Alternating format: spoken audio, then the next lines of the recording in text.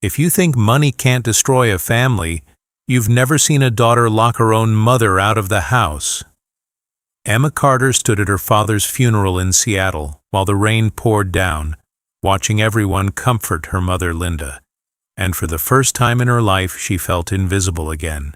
Her father had always been the center of the family, strong, respected, admired, and Emma had spent years quietly believing there was no space left for her. When he suddenly died of a heart attack, the grief in that house did not bring them closer. It exposed everything they had never said. 3 days after the funeral, the silence inside the house felt unbearable. Linda sat at the kitchen table holding her husband's coffee mug like it was the last piece of him left in the world. Emma walked in with legal papers in her hand and calmly said they needed to talk about selling the house. Linda looked shocked, because that house was not just property. It was 35 years of memories. But Emma's voice was cold and steady. She said her father had left everything to her, and it was time to move forward. What started as a discussion quickly turned into years of buried resentment exploding at once. Emma accused her mother of always choosing her father first.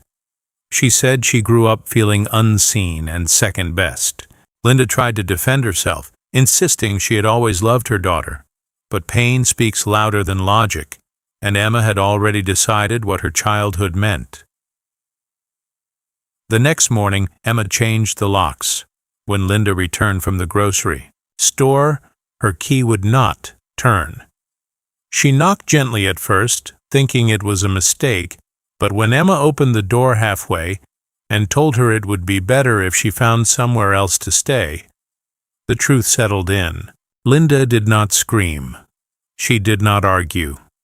She simply looked at her daughter with heartbreak in her eyes and said she hoped one day Emma would understand what real loneliness feels like. Then she walked away, carrying her grocery bags and the weight of losing both her husband and her home in the same week. At first, Emma felt powerful.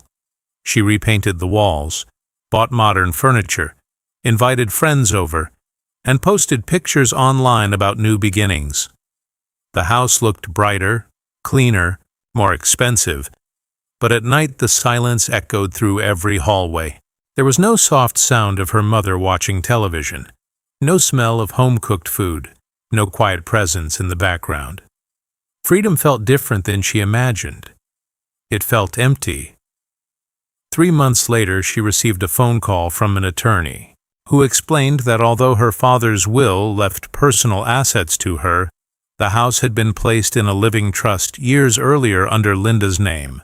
Legally, it had never belonged to Emma, and just weeks after leaving, Linda had transferred ownership of the property to a housing foundation that would turn it into a transitional home for single mothers. Emma felt the world tilt beneath her feet as the lawyer calmly informed her she had 30 days to vacate the property. For the first time, she walked through the house, not as an owner, but as a visitor. She noticed details she had ignored before: the pencil marks on the kitchen wall tracking her height as a child, the scratch on the hallway floor from when she learned to ride a bike indoors, the framed photo of her school graduation where her mother stood in the background smiling with pride. She found an old photo album in the closet and flipped through memories she had rewritten in her mind for years. Her mother had been there at every hospital visit, every birthday, every small victory. She had not been loud or dramatic, but she had been present. Emma realized she had confused quiet love with absence. Packing her belongings felt heavier than changing the locks ever did. Pride disappeared quickly when faced with consequences. After days of hesitation, she searched for her mother's new address and found her living in a small apartment across town.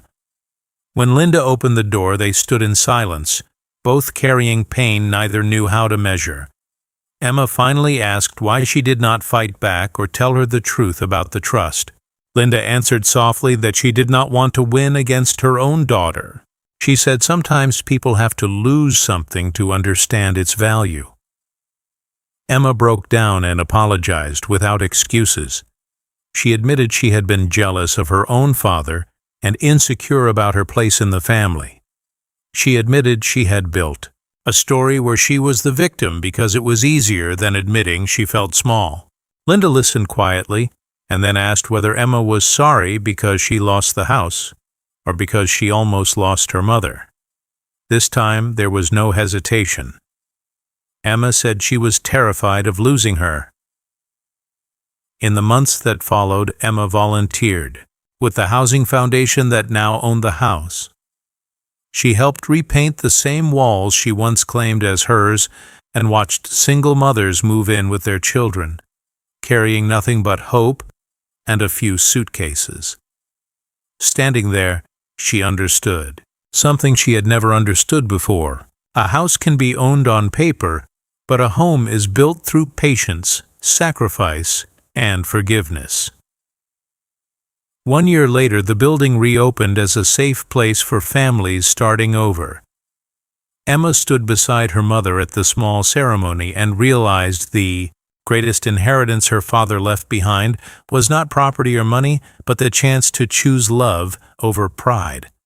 The day she changed the locks, she believed she was claiming independence, but in reality, she was closing herself off from the only person who had quietly loved her all along. And sometimes the hardest door to unlock is the one we shut ourselves.